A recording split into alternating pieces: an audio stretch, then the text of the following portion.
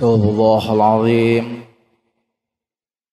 أستغفر الله العظيم أستغفر الله العظيم الذي لا إله إلا هو الحي القيوم غفر الذنوب وستر العيوب وأتوب إليه توبة عبد ظالم لنفسه لا يملك ضرا ولا نفعا ولا موتا ولا حياة ولا نشورا.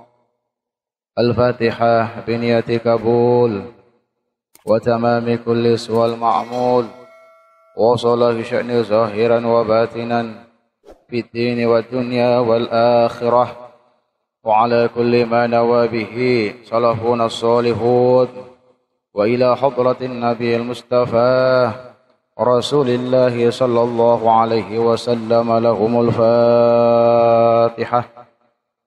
أعوذ بالله من الشيطان بسم الله الرحمن الرحيم الحمد لله رب العالمين الرحمن الرحيم مالك يوم الدين إياك نعبد وإياك نستعين اهدنا الصراط المستقيم صراط الذين أنعمت عليهم غير المغضوب عليهم ولا الضالين. بسم الله الرحمن الرحيم. السلام عليكم warahmatullahi wabarakatuh. Alhamdulillah Alhamdulillahi rabbil alamin wassalatu wassalamu ala asyrafil anbiya'i wal mursalin sayyidina wa maulana Muhammadin wa ala alihi wa sahbihi ajma'in amma ba'du. Qala al-muallif rahimahumullahu subhanahu wa ta'ala wa nafa'ana wa bi'ulumihi fid dharain amin. Wal maqalatu at-tasi'ah an ibn Abdullah bin Umar bin As radhiyallahu anhuma ay an Abdullah wa an Umar khamsun man kunna ay ijtama'ahunna fihi sa'ida fid dunya wal akhirah.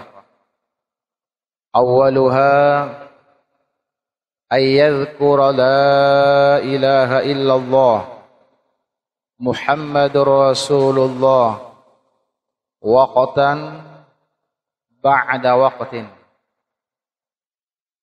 wa idza batuliya bi baliyah qala inna lillahi wa inna ilaihi raji'un wa la hawla wa la quwwata illa billahil aliyyil azim.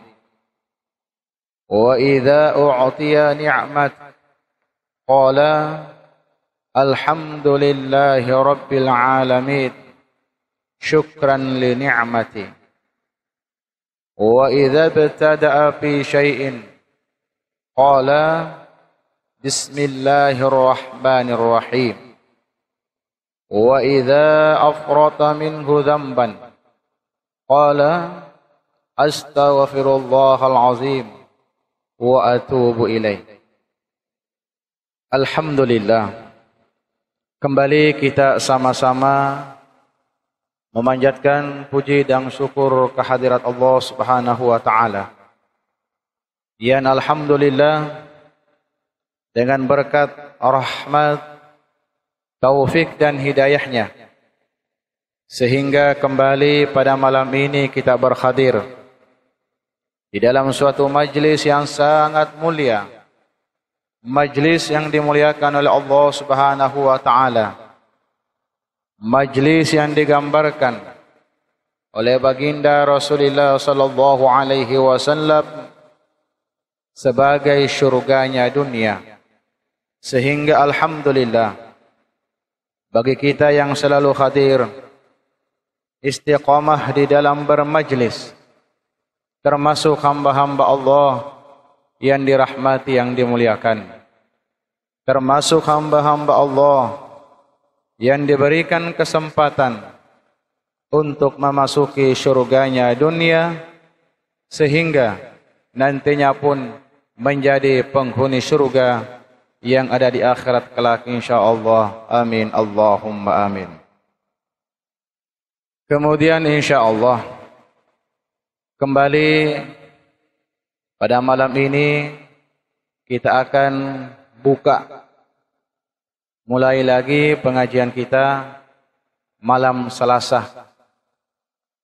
Setelah hampir kurang lebih 3 bulan kita istirahat karena satu dan lain hal. Insya Allah malam ini seperti biasa kita akan memulai lagi. Walaupun tetap masih mempedomani protokol kesehatan. Seperti biasa, tidak ada 3 yang selalu kita jaga. Apa yang 3? Cuci tangan. Otomatis kalau kita sudah berwudu pasti sudah. Jadi jangan takutan. Kalau cuci tangan itu sedikit. Kalau berwudu, apalagi mandi, seawakan sudah. Yang kedua, masker. Nah ini, maskernya lu kada pasang. Kalau ulun pasang, ngali pepandar no. Tapi ada jadi kantong. Yang jelasnya ada masker. Yang ketiga, jaga jarak. Biasanya jaga jarak di mobil, jaga jarak. Yang laju, ini sampai. Nah ini semua yakin bahwa di balik ini semua ada hikmahnya. Jadi kita tidak perlu saling menyalahkan. Tapi kalaupun juga mau menyalahkan, maka salahkanlah diri sendiri. Jangan sampai menyalahkan orang lain. Kalaupun mau juga menyalahkan, salahkan diri sendiri. Sebelum kita lanjut, insya Allah malam ini pengajian kita, kembali kita mempelajari hikmah di balik musibah. Ada musibah, ada cobaan, ada ujian, dan ada yang namanya azab, siksaan. Bagi kita, orang yang beriman, bagi kita orang yang bertakwa, sebenarnya itu adalah ujian. Apapun yang terjadi bagi kita adalah ujian. Di dalam Al-Quran, Allah Subhanahu wa Ta'ala mengingatkan, وَلَنَبْلُوَنَّكُمْ بِشَيْءٍ مِنَ الْخَوْفِ وَالْجُوعِ وَنَقْصٍ مِنَ الْأَمْوَالِ وَالْأَنْفُسِ وَالثَّمَرَاتِ وَبَشِّرِ الصَّابِرِينَ. Firman Allah, akan kami uji manusia itu. Ada ujian yang Allah berikan kepada kita. Di antara ujiannya adalah alju, kelaparan. Di antara ujiannya adalah wa naqsin minal amwal, kekurangan harta. Jadi ada yang diuji kelaparan, ada yang diuji kemiskinan. Wathamarat, ada yang diuji kekurangan harta benda, buah-buahan. Bahkan al-ampus, ada yang diuji dengan kematian. Nah, lalu ujung ayat ini, wa basyiris sabirin, sampaikanlah kabar gembira kepada orang-orang yang bersabar menghadapi semua itu. Karena kita tidak akan mungkin bisa bersabar kalau belum ada ujian bagi kita. Tidak ada cobaan bagi kita. Bagaimana mungkin kita bisa bersabar dari kelaparan kalau ada lapar? Bagaimana mungkin kita bisa bersabar dari kekurangan harta kalau tidak pernah merasakan yang namanya bangkrut, tidak pernah merasakan yang namanya kehilangan jiwa, tidak pernah merasakan yang namanya kekurangan dari segi harta benda. Nah, dengan adanya ini, maka yang diinginkan oleh Allah adalah kesabaran. Siapa yang dimaksud orang yang sabar? Alladzina idza asabathum musibah qalu inna lillahi wa inna ilaihi raji'un. Yaitu mereka yang apabila ditimpa musibah, maka yang mereka ucapkan itu adalah ini datang dari Allah dan ini pun nantinya akan kembali kepada Allah. Yang mendatangkan Allah, yang menghilangkannya juga nanti Allah. Nah, kita ini adalah orang yang di dalam aturan Allah. Ada yang mengatur. Makanya di dalam kelemahan kita, disitulah nampak kekuasaan Allah. Bayangkan selama ini yang menjadi bibir pembicaraan kita corona. Di mana-mana corona. Entah seperti apa makhluk corona itu, tapi di balik semua itu ada kekuasaan Allah yang melebihi daripada yang namanya corona itu. Walaupun selama ini corona yang hampir setiap kita menjadi bahan pembicaraan. Padahal sebenarnya corona sama dengan kita. Dia juga makhluknya Allah. Kita pun makhluk Allah. Corona bisi Tuhan, kita juga bisi Tuhan. Nah, jadi di dalam hati, ya Allah, ini makhluk pian jua. Ulung hamba piang jua, ya Allah. Si corona kada mampunya kepada aku, ulu pun kada mampu juga kepada corona. Yang ianya piang juga, ya Allah. Nah, ini termasuk ujian di dalam keimanan kita. Jangan sampai hal seperti ini sehingga iman kita bisa runtuh. Nah, sekarang alhamdulillah ada istilah new normal. Artinya kita diberikan kehidupan untuk menuju kepada yang lebih baik. Harus ada perubahan. Kita akui aja, mungkin selama ini ada hal-hal yang kita kurang perhatikan. Mungkin kita jauh dari ajaran agama kita. Sehingga bermacam-macam ujian cobaan yang datang. Lalu dia ada istilahnya new normal. Kita diberikan kebebasan untuk hidup menuju perubahan yang lebih baik.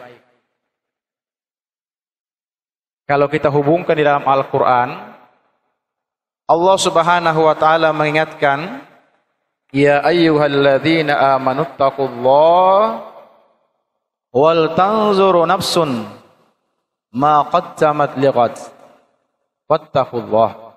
Wahai orang-orang yang beriman, takutlah kamu kepada Allah dan pandanglah, pandangan kita, wal tanzuru nafsun ma qaddamat liqad. Lihatlah masa depan kita. Yang lalu biarkan berlalu. Jangan lagi dibikin masalah. Yang kita inginkan masa depan kita ini seperti apa lagi. Dengan adanya hal seperti ini, kita bisa merubah kepada yang lebih baik. Bayangkan, ibadah kita selama ini banyak terganggu. Aktivitas kita banyak terganggu. Ada apa semua ini? Nah, pelajaran yang kita ambil, jangan sampai hal ini bisa akan terulang lagi. Jadi masa depan kita dilihat. Kalau dalam penafsiran, masa depan yang dimaksud di sini adalah masa depan kita setelah meninggalkan dunia yang fana ini. Kalau di dunia ini sebentar aja. Masa depan kita adalah di akhirat. Nah, ini yang diinginkan istilah, kalau dalam tim itu namanya new normal. Diberi kebebasan, tapi kebebasan yang terikat untuk bisa berubah menjadi yang lebih baik. Termasuk kalimat masker yang di mana-mana kita. Ini hampir yang asalnya kita pernah memakai juga. Ini simbol kalau kita diagamakan, ini adalah asumtu Maksudnya perbanyak berdiam. Berapa banyak orang celaka gara-gara muntung, gara-gara pander, gara-gara bicara. Makanya disebutkan al-muslim man salima lisanahu wa yadahu. Yang namanya orang yang Islam beriman itu adalah orang yang bisa selamat dari lidahnya dan tangannya.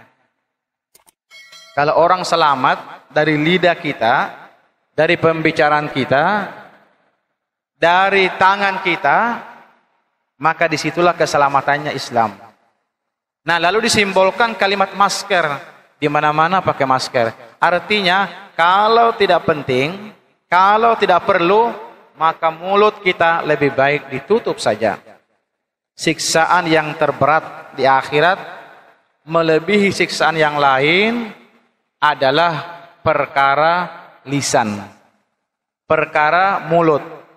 Karena gara-gara mulut timbul fitnah, gara-gara bicara timbul berita-berita hoax, gara-gara mulut timbul adu domba. Nah, lalu dilambangkan masker. Jadi kalaupun nanti normal, maka masker hakiki tetap kita pakai. Ingat seorang sahabat, Sayyidina Abu Bakar radhiyallahu anhu. Seorang sahabat yang sudah mendapatkan jaminan surga, tetapi di mana-mana mereka selalu membawa batu yang seukuran mulutnya. Lalu batu itu diandak di mulutnya. Apa artinya? Supaya mulut ini bisa dikontrol. Jangan sampai mengeluarkan suatu pembicaraan yang tidak mengandung faidah. Nah, bagi kita tidak seberat itu. Cukup masker ini melambangkan, artinya kalau tidak perlu, maka lebih baik kita berdiam saja. Jangan sampai gara-gara panderan kita, gara-gara bicara kita, terjadi hal-hal yang kita tidak inginkan. Ini di pembelajaran yang berharga. Rasulullah sallallahu alaihi wasallam di dalam hadisnya mengingatkan, man kana yu'minu billahi wal yawmil akhir falyakul khairan aw liyasmut. Barang siapa orang yang beriman kepada Allah, beriman kepada hari akhirat, maka hendaklah mereka berkata yang benar atau diam sama sekali. Artinya pembicaraan ini alangkah baiknya sebelum kita sampaikan dipikirkan tentang manfaatnya ataukah kerugiannya. Kalau ada manfaatnya sampaikan. Kalau tidak ada manfaatnya lebih baik kita diamkan. Sekali lagi, berapa banyak orang celaka gara-gara pembicaraan, gara-gara mulutnya. Lalu di era kebebasan ini, new normal ini, kita diberi lambang istilahnya masker, jangan kada dipakai. Ada lagi, ini masih hubungannya dengan corona, karena kita ini masih mengambil hikmah di balik segala sesuatu. Karena kalau jadi benci corona itu tuh, ini corona sama dengan setan juga. Kita kadang pernah melihat setan itu seperti apa. Tapi kita harus yakin ada setan itu. Kenapa? Karena namanya ada. Sama corona. Seperti apa? Karena corona itu jarang. Iya, kada usah dipikirkan. Ngarangnya ada, berarti ada bendanya tuh. Entah seperti apa bentuknya ya. Yang jelasnya ada. Nah, ada sekarang istilah hand sanitizer. Kita selalu disuruh cuci tangan, membersihkan. Padahal bukan tangan saja yang dicuci, ini simbol aja. Kenapa tangan? Karena banyaknya juga gara-gara tangan ini menampar orang tangan, mengambil ampung orang tangan juga. Karena menandatangani ampung orang tangan juga. Banyak bahayanya tangan ini. Kalau selalu dibersihkan, gak dibasuh, bahaya tangan ini. Makanya disebutkan dalam Al-Quran, al-yawma nakhtimu ala afwahihim wa tukallimuna aydihim wa tashhadu arjuluhum bima kanu yaksibun. Nanti pada hari kiamat mulut ini kada berpandar lagi. Ini Mas Keri sudah memastikan kada berpandar mulut. Yang berpandar apa? Ini tangan. Tangan yang berpandar. Yang bersaksi siapa? Kaki. Jadi kaki kita bersaksi juga nanti. Ujar Siti, tangan memang ulung yang mengambil. Memang ulung yang mencoret semalam itu. Ujar kaki, ya saya saksinya. Karena memang saya yang ke sana berjalan. Jadi kita kada kau apa-apa lagi. Muntung tertutup sudah dikunci. Anggota tubuh yang berbicara. Lalu di dalam hal ini ada yang namanya hand sanitizer. Selalu disuruh membersihkan tangan. Padahal biasanya cuci tangan ini kecuali hendak makan. Kalau hendak makan hanya ini kada cuci tangan terus. Berapa banyak dana gesang cuci tangan aja. Ada pembakal habis gesang sabung aja tuh. Nah, padahal hikmah dibalik lagi ini bukan tangan saja yang dicuci, tetapi istighfar. Iksilu arba'an bi arba'in. Ahli hikmah menyebutkan, bersihkanlah, cucilah 4 perkara dengan 4 perkara yang lain. Artinya ada 4 yang kita disuruh membersihkan. Kalau selama ini yang kita disuruh bersih cuma tangan. Padahal ini simbol aja. Ada 4 yang kita harus bersihkan. Pertama, wujuhakun bima'i a'yunikum. Bersihkanlah mukamu dengan apa? Dengan air matamu. Air mata. Biasanya kalau kita merenungi, meresapi masa lalu kita, nah di situ akan timbul perasaan sedih. Akhirnya dengan sendirinya air mata keluar. Nah, air mata penyesalan inilah yang bisa membersihkan muka kita. Kalau banyu aja kada sanggup, kalau sabung kada sanggup itu. Zahirnya iya bersih. Tapi muka kita pembersihnya air mata. Walisanakun. Bersihkan mulutmu, lidahmu. Lidahmu harus dibersihkan. Dengan apa? Bidzikrillah. Dengan memperbanyak zikir. Jadi zikir ini juga pembersih. Air mata pembersih. Tapi ini nggak ada dijual. Nggak ada dijual. Kalau sabung habis di pasaran. Musim-musim corona semalam itu. Apa aja diolah. Padahal ada lagi. Air mata pembersih. Lidah dengan zikir pembersih. Wa qulubakum, hati pun dibersihkan. Hati kita dibersihkan. Pakai apa membersihkan hati? Bi khasyati imlakun. Dengan rasa takut kita kepada Allah. Perasaan takut. Ada khauf, takutan lawan Allah. Karena banyaknya dosa dan kesalahan yang selama ini kita lakukan. Ini yang membersihkan hati. Wa dzunubakum bitaubah. Dan bersihkanlah dosamu dengan bertaubat kepada Allah.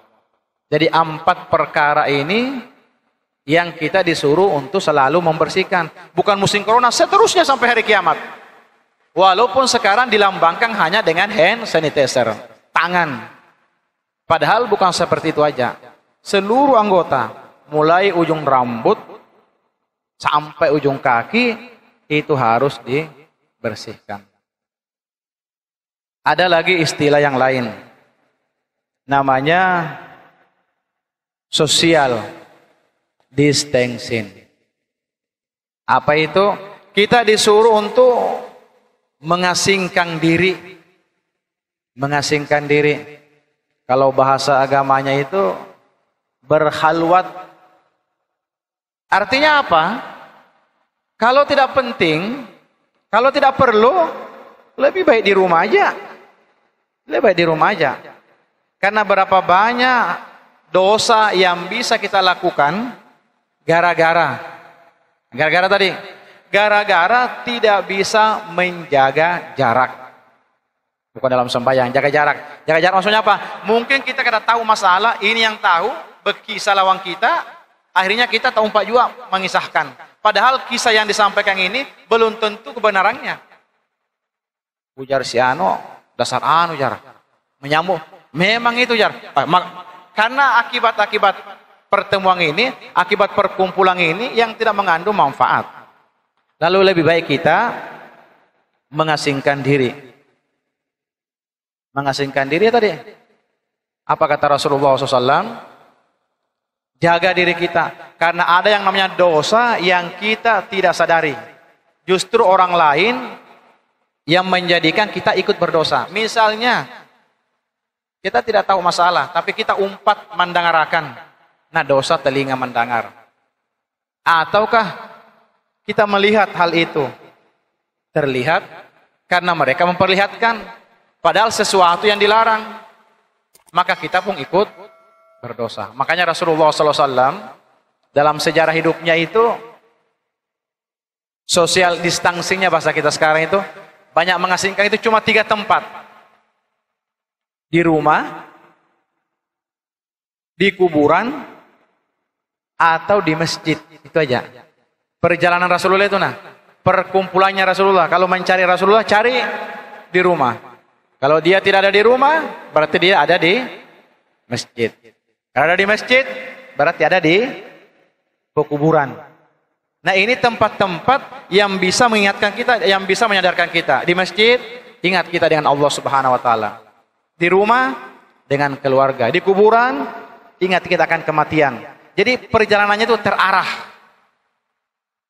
Nah, lalu ada istilah tadi, social distancing.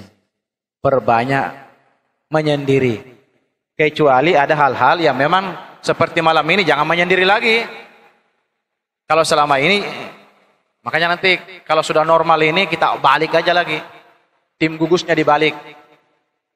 Kalau selama ini orang yang berkerumunan itu dicari, jangan sampai. Sekarang dicari nanti siapa yang kada ke masjid, dicari orangnya. Kalau selama ini yang ke masjid yang dicari, jangan ke masjid kita. Nah, sekarang nanti kalau sudah normal, justru yang kada ke masjid itu dicari. Kenapa yang kada ke masjid? Nah, ini yang corona sudah ini. Corona sudah ampi. Masa masih di rumah? Berarti yang kada ke masjid itu orang corona kena. Kalau selama ini justru yang di masjid yang dianggap corona, sekarang dibalik kena. Nah, ini tugasnya pembakal kena ini. Ada pembakalnya. Kena pembakal melapor ke camat, kena camat ke bupati. Nah, bupati kena ke gubernur, nah sampai ke presiden kena. Pakai tim ini. Yang kada ke masjid dicari pulang. Kalau selama ini yang di masjid yang dicari kalau selama ini. Karena memang keadaan kita, tapi kita kada menyalahkan siapa-siapa. Memang seperti itu keadaannya. Nah, sekarang sudah normal, jangan lagi di rumah. Nah, misalnya, termasuk jaga jarak. Ini karena kita masih suasana penyembuhan ini, biar aja jaga jarak ini. Tapi kalau sudah normal, nggak boleh lagi duduk seperti ini, harus berapat. Kalau masih menjaga jarak, nah ini yang corona ini, dibalik aja lagi itu. Kenapa yang masih menjaga jarak? Maka sudah normal. Misalnya kita dan lain semuanya. Mudah-mudahan nanti bisa diprogramkan lagi. Kalau selama ini kan ya. Nah, ini hikmah di balik semua itu. Ada orang sembahyang misalnya, Assalamualaikum warahmatullahi wabarakatuh. Assalamualaikum. Langsung meloncat. Kada pakai doa, langsung bulik. Wajar aja. Mungkin karena masih suasana corona. Tapi kalau sudah normal, kada boleh lagi itu. Harus berdoa. Ada orang bersalaman kada mau. Allahumma sholli ala. Wajar aja. Kenapa? Masih corona. Tapi kalau sudah ampi corona masih seperti itu. Ini yang corona sudah jadi ketahuan kena. Dibalik aja seperti itu. Jangan sampai kita terus menerus seperti ini. Kebiasaan kita dipakai. Doa setiap habis sholat. Salaman kita tetap seperti biasa. Ini kalau normal.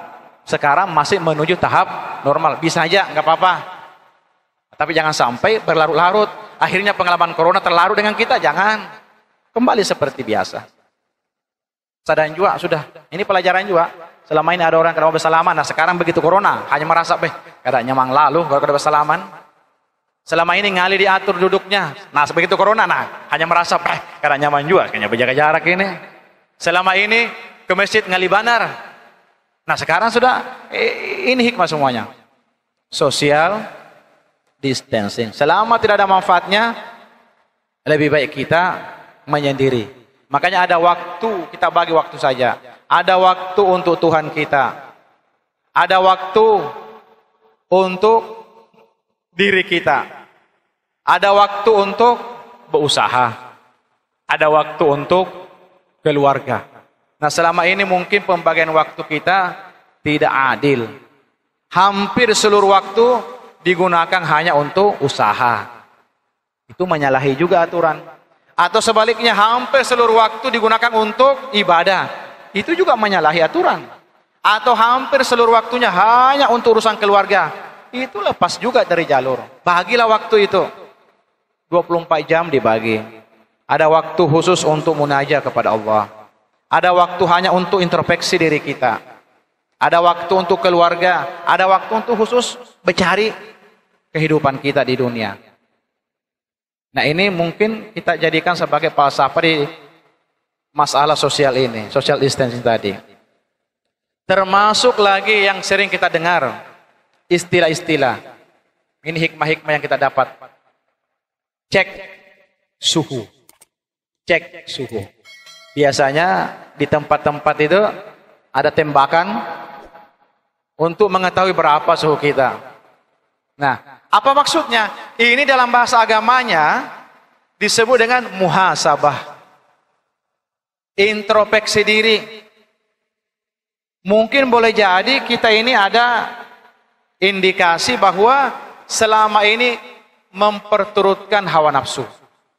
Mungkin selama ini kita menuruti langkah-langkahnya syaitan.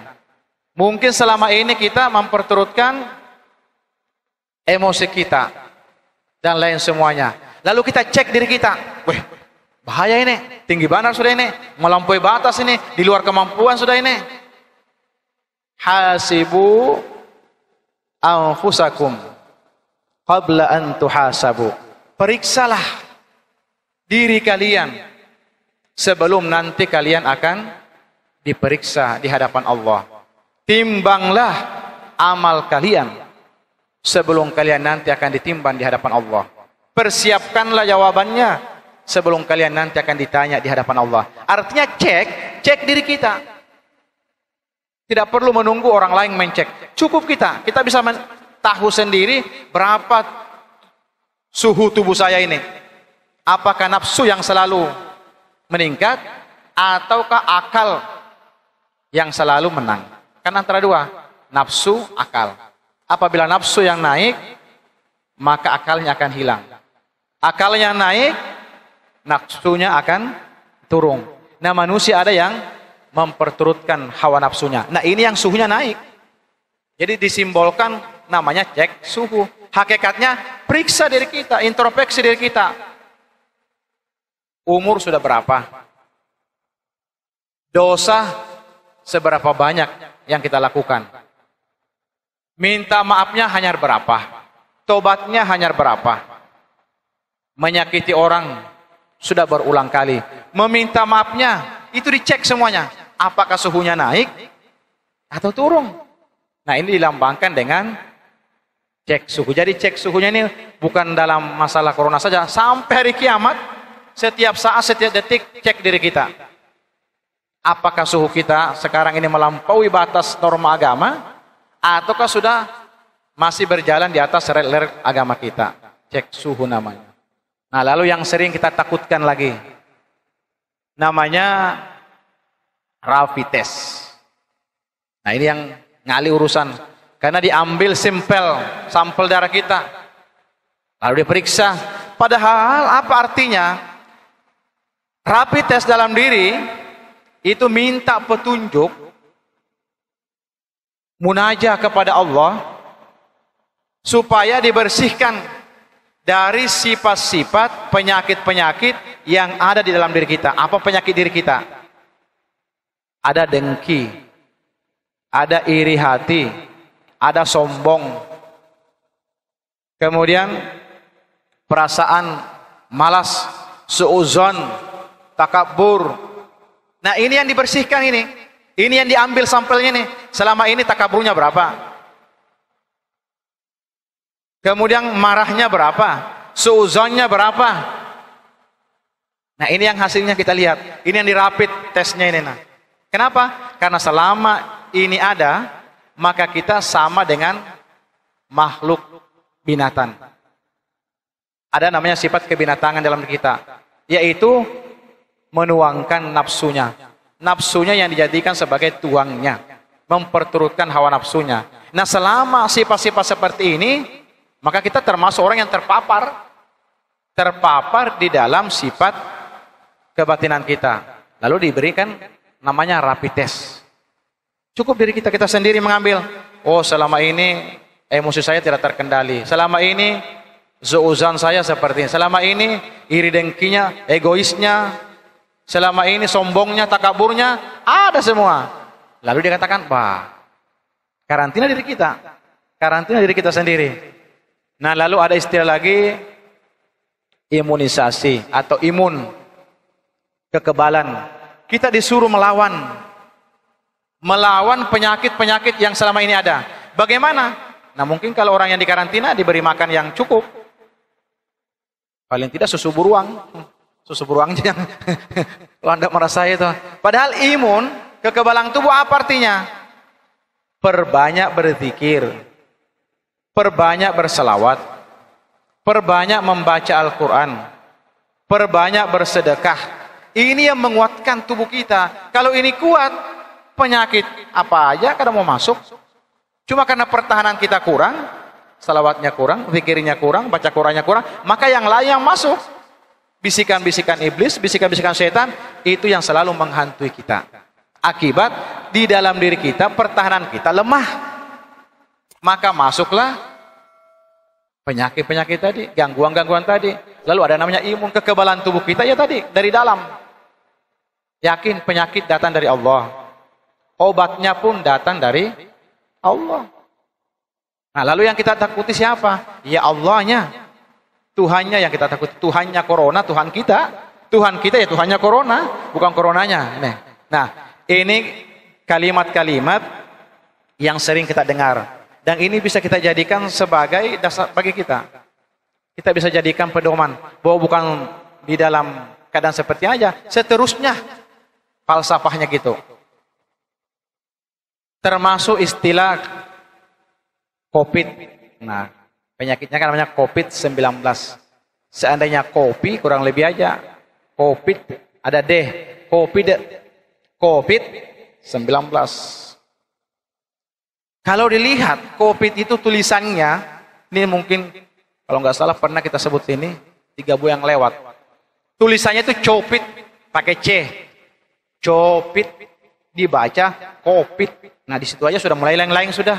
Tulisannya lain, bacaannya lain. Biasanya kalau gitu namanya bahasa munafik. Lain yang dibaca, lain yang ditulis. Tapi memang seperti itu tulisannya. Namanya COVID-19. Ini penyakitnya.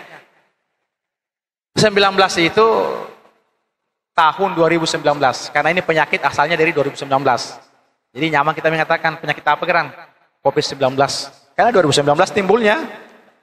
Saya tahun 2000, COVID 2000. Kalian semuanya. Nah COVID, kalau diistilahkan, diambil istilah. Itu C-nya itu nah. C. Itu artinya cuci tangan. Makanya di mana-mana hand sanitizer. Cuci tangan. Artinya apa? Cuci tangan yang paling lengkap itu pakai air wudu. Sudah banyaki berwudu. Jangan sampai kita ketinggalan wudu. Wudu bukan hanya untuk ibadah. Mau guring wudu, bangun guring wudu, hendak ke pasar wudu, hendak ke toko wudu, kemana saja. Jangan sampai lepas wudu. Rasulullah Shallallahu Alaihi Wasallam menyebutkan, jikalau seseorang hamba kena musibah, kena ujian, sementara mereka dalam keadaan wudu, maka yakin itu di dalam jaminan Allah. Tapi siapa orang kena musibah, kena ujian tanpa wudu, maka salahkanlah diri sendiri. Lalu kita disuruh selalu cuci tangan. Cuci tangan yang paling sempurna pakai wudu. Kalau pakai wudu seluruh anggota tubuh sudah. Apalagi diawali dengan bismillah. Kalau pakai bismillah di awal wudu, maka seluruh anggota tubuh akan mendapatkan pengampunan dosa. Tapi kalau berwudu tanpa membaca bismillah, maka yang terhapus dosanya adalah anggota wudu saja. Anggota wudunya aja, itu aja yang dihapuskan dosanya. Tapi kalau ada bismillahnya, seluruh anggota tubuhnya akan diampuni oleh Allah dosanya. Lalu kita diajarkan, apabila sudah berwudu, pasti cuci tangan. Cuci tangan belum tentu berwudu. Jadi kalau perlu, jangan tuliskan aja tuh, tempat wudu aja. Kalau sekedar cuci tangan sedikit banal, itu palingan dapat kesehatan aja. Tapi kalau berwudu, dapat dua. Pahala dapat, kesehatan dapat. Kalau cuma cuci tangan, dapat kesehatan aja. Pahala dapat, kira dapat. Jadi bagusnya selajurakan aja, berwudu. Itu C pengertiannya ini. Kemudian ada O, O itu artinya olahraga. Nah, kita ini kekurangan olahraga. Olahraga apa maksudnya? Olahraga yang paling sempurna itu adalah sembahyang. Gerakan apa saja yang pengen cari? Di sembahyang. Nah, walaupun akhir-akhir ini ramai sepeda gunung. Bagus juga sepeda gunung, bagus. Olahraga. Tapi olahraga yang paling sempurna ibadah sembahyang. Bayangkan kalau kawas 100 rakaat. Bepaluhan. 100 rakaat. Orang tarawih aja, 20 rakaat aja. Bepaluhan sudah. Gerakan apa? Ada semua. Assalamualaikum. Assalamualaikum. Kiri kanan ada. Mengangkat tangan ada. Ruku adanya. Sujud. Seberapa jam sujud. Tak turun darah. Yang asalnya tinggi darah, banyakin sujud. Duduk tahiyat, yang asalnya kolesterol, banyakin duduknya, duduk tahiyat, dan lain semuanya. Jadi olahraga yang paling sempurna adalah ibadah. Nah, kita ini kebanyakannya jauh dari ibadah. Lalu disuruh banyak olahraga. Olahraga di dalam agama kita sembahyang, banyakin sembahyang. Lalu V, copit. P apa itu? Vitamin. Nah, makanya semalam itu hampir habis vitamin 1000 yang larang, yang asalnya 5000 lagi 11.000. Yang sekian. Padahal vitamin di dalam agama apa? Halalan thayyiban. Makanlah yang halal lagi baik. Ini vitamin ini. Yang halal lagi baik. Yang baik belum tentu halal. Biar baik, tapi kada halal. Maka carilah makanan yang halal. Nah, ini yang menjadi vitamin di dalam diri kita. Bisa sudah. Disuruh kita makan vitamin. Makanya vitamin. Selama ini kita jarang memperhatikan makanan. Mau haram, mau halal. Kena urusannya. Yang penting kanyang dulu. Nah, karena kanyangnya dilihat, karena tahu latar belakang kanyangnya. Nah, ini masalah. Ini yang mengundang penyakit. Makanya disuruh makan yang halal lagi baik. COVID. Ada I-nya lagi. Apa itu I? Iman. Ikhtiar. Usaha kita, keimanan kita. Jangan sampai lupa bahwa di atas segala-galanya ada yang lebih kuasa, yaitu Allah. Berapa banyak kita kena musibah, lalu kita memikirkan musibahnya, kada tahu lagi siapa yang mendatangkan musibah. Tidak bisa mengembalikan. Lalu 2 kali sakit namanya. Sudah jatuh, tertindih lagi. Nah, iman kita dikuati. Nah, lalu ada D-nya. D-nya itu apa? Doa. Nah, ini juga yang sering kita lupakan. Sudah kena masalah, jauh lagi dari Allah. Karena mereka tidak doa. Jadi, COVID, cuci tangan berarti berwudu, olahraga berarti sembahyang, vitamin artinya makan yang halal lagi baik, I-nya kuatkan iman, D-nya banyaki berdoa. Ya Allah, piang yang menurunkan bala, maka piang juga yang bisa mengangkatnya. Ya Allah, piang yang mendatangkan ini, maka piang juga yang bisa menyembuhkannya. Lain daripada itu tidak, ya Allah. Nah, lalu ada istilah 19. Itu 2019. 19 ini gawian kita sebenarnya sudah. Yakin kalau 19 ini kita bisa laksanakan, maka COVID, corona jauh. Walaupun ada istilah corona, kwede gaga nah. Corona, kwede gaga. Kopi, rokok, susu. Jadi 19 itu apa? 19 itu rukun sembahyang. Coba kita hitung bersama. Mulai duhur 4. Kena asar 4 lagi. Kena maghrib 3. Kena isanya 4. Subuhnya 2. Kalau dihitung berapa? 17. Masih kurang 2. Yang 2 ini terserah. Mau sembahyang tahajud 2 rakaat. Mau sembahyang hajat 2 rakaat. Tambah 2, 19. Artinya apa? Banyaki sembahyang. Paling tidak 5 waktu dijaga. Tambah 2 rakaat sunnahnya, maka 19 akan jauh COVID-nya. COVID-19 jauh. Kenapa? Karena kita sudah mengusirnya dengan ibadah. Kesimpulannya, dekati, paraki yang mendatangkan penyakit, maka penyakitnya akan berjauh. Tapi kalau kita jauh dari yang mendatangkan penyakit, maka penyakitnya akan mendekati kita. Dekati Allah kita dekati, maka yakin yang lainnya pun akan mendekat dengan kita. Tapi kalau kita sudah jauh dari Allah, maka yang lain pun akan berjauh. Nah, oleh karena itu sekali lagi di dalam masalah ini jangan saling menyalahkan. Ini salah satu, tidak ada yang salah. Tapi semua ini menjadi pelajaran bagi kita. Ajaban li amril mu'min. Kami heran melihat urusan perkara orang beriman. Karena seluruh permasalahannya akan menjadi kebaikan baginya. Dan ini tidak akan mungkin didapatkan kecuali orang beriman. Idza asabahu khairan syakara wa idza asabahu dharran sabara. Apabila mereka diberikan kenikmatan, mereka bersyukur. Dan apabila mereka ditimpa musibah, mereka bersabar. Syukur dan sabar itu ada merupakan jalan menuju Tuhannya. Dan syukur sabar ini hanya bisa diamalkan oleh orang yang beriman. Maka bagi kita, apa yang Allah berikan kepada kita, katakan, inilah yang terbaik. Diberi musibah, supaya kita bisa bersabar. Diberi kenikmatan, supaya kita bersyukur. Syukur dan sabar merupakan jalan menuju Allah. Jadi sekali lagi, tidak ada yang sia-sia yang Allah jadikan di muka bumi ini.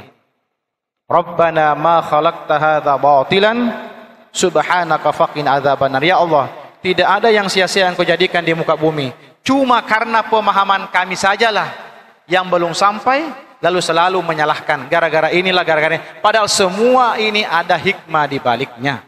Untuk menyadarkan bagi umat manusia bahwa di balik kekuasaan kita ada yang lebih kuasa lagi, yaitu Allah Subhanahu wa Ta'ala. Mudah-mudahan apa yang kita sampaikan ini ada berkah dan manfaatnya.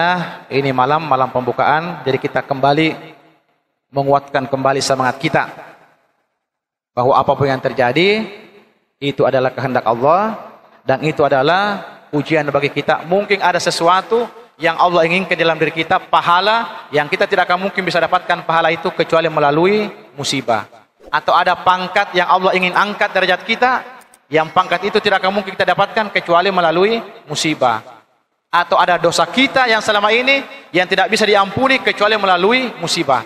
Maka katakanlah dan berbuat prasangka baiklah kepada Allah. Jangan sekali-kali berprasangka buruk. Allah tidak akan pernah menyakiti hambanya. Allah tidak akan pernah berbuat zalim kepada hambanya. Apa yang Allah berikan kepada hambanya, itulah yang terbaik. Tinggal hamba aja saja. Apabila sesuai dengan keinginan kita, alhamdulillah. Apabila bertentangan dengan kehendak kita, sabar. Maka kedua-duanya adalah jalan menuju Allah. Mudah-mudahan apa yang kita sampaikan ada berkah dan manfaatnya.